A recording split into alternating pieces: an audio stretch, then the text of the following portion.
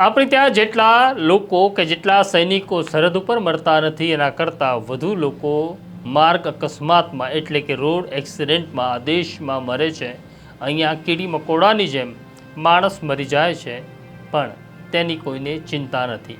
આવા જ એક રોડ એક્સિડન્ટની વાત કરવી છે અને આ રોડ એક્સિડન્ટ છે તારીખ 24 જૂન 2022ના રોજ અમદાવાદના વસ્ત્રાલ વિસ્તારમાં થાય છે. વસ્ત્રાલ વિસ્તારમાં આરએએફ એટલે કે રેપિડ એક્શન ફોર્સનો કેમ્પ આવેલો છે. કેમ્પની બરાબર સામે એક રસ્તો પસાર થાય છે.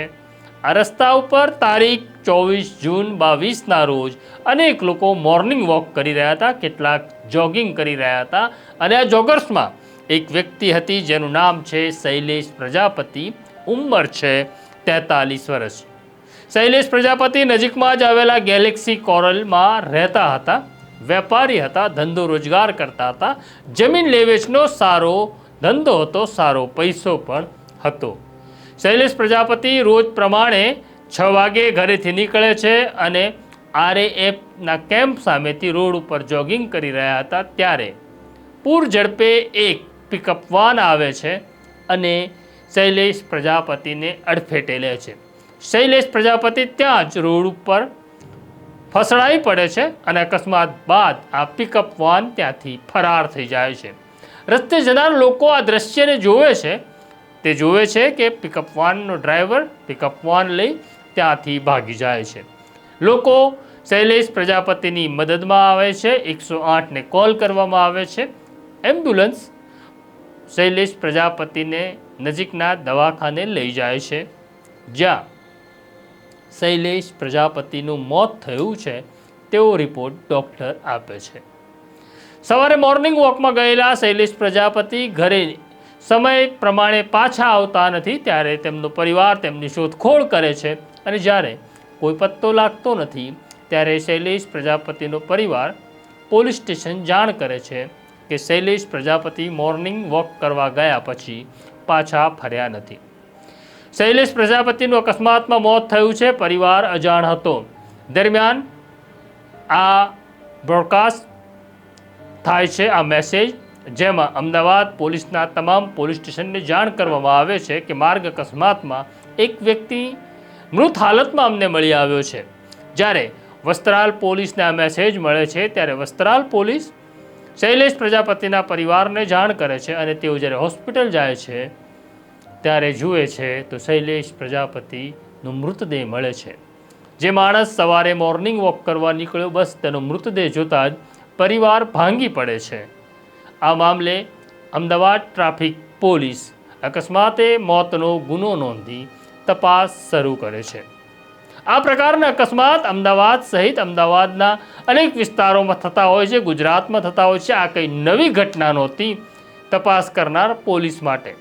પોલીસે કેટલાક સીસીટીવી ફૂટેજ પણ જોયા જેમાં દેખાય છે કે શૈલેષ પ્રજાપતિ જ્યારે વોક કરી રહ્યા હતા ત્યારે પિકઅપ વાન ત્યાં આવે છે, ટક્કર વાગે છે, પડે છે, જેમાં માથામાં ગંભીર ઈજા થવાને કારણે શૈલેષ પ્રજાપતિનું મોત થઈ જાય છે.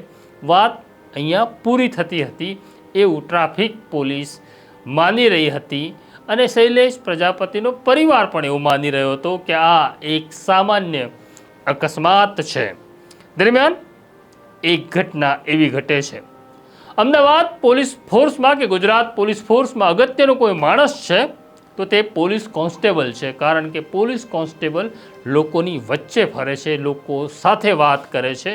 તે દારૂના અડ્ડાવાળાને મળે છે, તે નાર્કોટિક્સના ધંધા કરવાવાળાને મળે છે અને ત્યાંથી જ તેમને માહિતી મળતી હોય છે. એટલે બીજા શબ્દોમાં કહીએ તો બાતમીદારો સાથે સીધો સંપર્ક ધરાવનાર કોઈ છે તો પોલીસ કોન્સ્ટેબલ છે. આવો જ એક પોલીસ કોન્સ્ટેબલ અમદાવાદ ક્રાઇમ બ્રાન્ચમાં ફરજ બજાવે છે જેનું નામ છે રાકેશ સિંહ. રાકેશ સિંહને એક જાણકારી આપે છે એક બાતમીદાર. બાતમીદાર જે જાણકારી આપે છે તે સાંભળી રાકેશ સિંહ ચોંકી જાય છે. મામલો ક્રાઇમ બ્રાન્ચનો નહોતો પણ માહિતી ઠોસ હતી. ક્રાઇમ બ્રાન્ચે આ દિશામાં આગળ વધવું જોઈએ તેવી વાત હતી. કોન્સ્ટેબલ રાકેશ સિંહ પોતાના પોલીસ ઇન્સ્પેક્ટર એસજી દેસાઈને જઈને જાણકારી આપે છે અને બાતમીદારે જે કંઈ કહ્યું તે અક્ષરશઃ તેમની સામે મૂકે છે. ઇન્સ્પેક્ટર દેસાઈ પણ આ માહિતી સાંભળી થોડા આશ્ચર્યચકિત થાય છે, વિચલિત પણ થાય છે અને તેઓ પોતાના ડેપ્યુટી પોલીસ કમિશનર ચૈતન્ય માંડલિકને સમગ્ર ઘટનાથી વાકેફ કરે છે. Chaitanya Mandlik senior deputy police commissioner છે. તેઓ આખી ઘટનાને સમજી જાય છે. મામલો ક્રાઇમ બ્રાન્ચનો નહોતો એટલે તે પોતાના આઈજીપી પ્રેમવીરસિંહને આખી ઘટનાથી વાકેફ કરે છે અને પ્રેમવીરસિંહ આ મામલે આગળ વધવાની સૂચના આપે છે. એટલે ક્રાઇમ બ્રાન્ચના police inspector Desai, sub inspector Chavda અને ભરવાડને બોલાવી આ દિશામાં આગળ તપાસ કરવાની સૂચના આપે છે. રાકેશસિંહને જે માહિતી મળી હતી તે એવી હતી કે વસ્ત્રાલમાં શૈલેષ પ્રજાપતિનું જે મોત થયું છે તે અકસ્માત નથી, તે એક પૂર્વ યોજિત ઘટના છે. આ માહિતી ઉપર હવે સબ ઇન્સ્પેક્ટર ભરવાડ અને ચાવડાએ તપાસ કરવાની હતી. આ વિસ્તારના તમામ સીસીટીવી ફૂટેજ ફરી વખત ચેક કરવાનું શરૂ કરે છે તો તેમાં બહુ સ્પષ્ટ દેખાય છે કે શૈલેષ પ્રજાપતિ મોર્નિંગ વોક કરી રહ્યા હતા ત્યારે રોડના એકદમ કિનારે ચાલી રહ્યા હતા. રોડ ખાલી હતો એટલે રોડ ખાલી હોય ત્યારે પિકઅપ વાને રસ્તાની બરાબર વચ્ચે ચાલવાનું હોય, પણ તેવું થતું નથી. આ પિકઅપ વાન રોડના કિનારે ચાલી રહી હતી અને તે શૈલેષ પ્રજાપતિને ઉડાડે છે.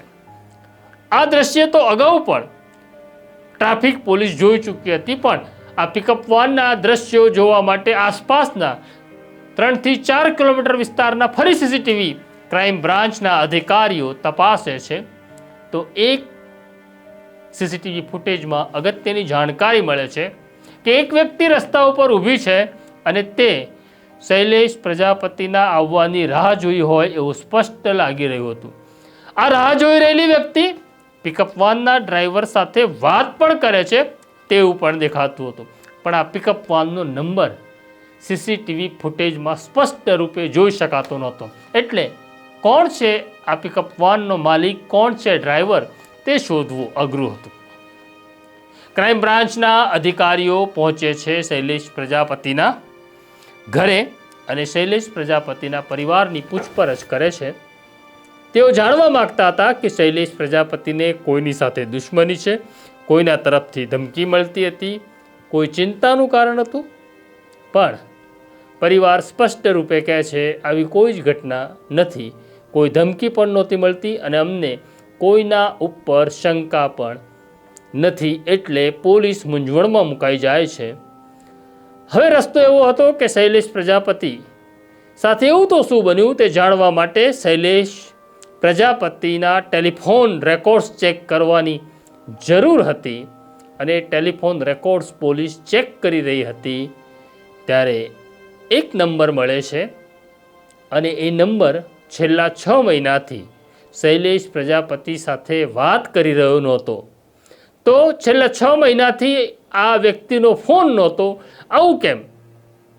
તેના ઉપર શંકા કેન્દ્રિત થાય છે અને ક્રાઇમ બ્રાન્ચની ટીમ આ સીડીઆરને આધારે તપાસનો દોર આગળ વધારે છે.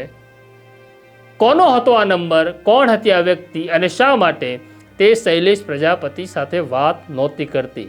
સામાન્ય રીતે એવું બને છે કે સતત વાત જે કરતી હોય તેવી વ્યક્તિ શંકાના દાયરામાં આવે છે, પણ એક એવી વ્યક્તિ હતી જે ક્રાઇમ બ્રાન્ચના શંકાના દાયરામાં આવી કે આ વ્યક્તિએ છેલ્લા 6 મહિનાથી શૈલેષ પ્રજાપતિને એક પણ કોલ કર્યો નહોતો. સામે પક્ષે આ જ નંબરના સીડીઆર ચેક કર્યા તો તે વાત પણ સત્ય સાબિત થઈ કે આ માણસે શૈલેષ પ્રજાપતિને ફોન નહોતો કર્યો અને શૈલેષ પ્રજાપતિએ આ માણસને ફોન નહોતો કર્યો. તો શું હતું આ રહસ્ય તેની વાત હું તમને કાલે કરીશ. અમદાવાદ પોલીસ કેવી રીતના આ ઘટનાને ઉકેલે છે અને ખરેખર સત્ય શું હતું તે જાણવા એક દિવસની તમારે રાહ જોવી પડશે. આ સ્ટોરી તમને કેવી લાગી અમને કહેતા રહેજો, કારણ કે આ મારો એક નવો પ્રયાસ છે કે પોલીસ કેવી રીતના ગુનેગાર સુધી પહોંચે છે તે બતાવવાનો એક નમ્ર પ્રયાસ છે. તો અત્યારે બેલ આઇકોન દબાવો, અમારો હિસ્સો બનો. મને અને મારા સાથી સોનુને રજા આપો. કાલે આગળની વાત કરવા ફરી તમારી પાસે આવીશ. નમસ્કાર.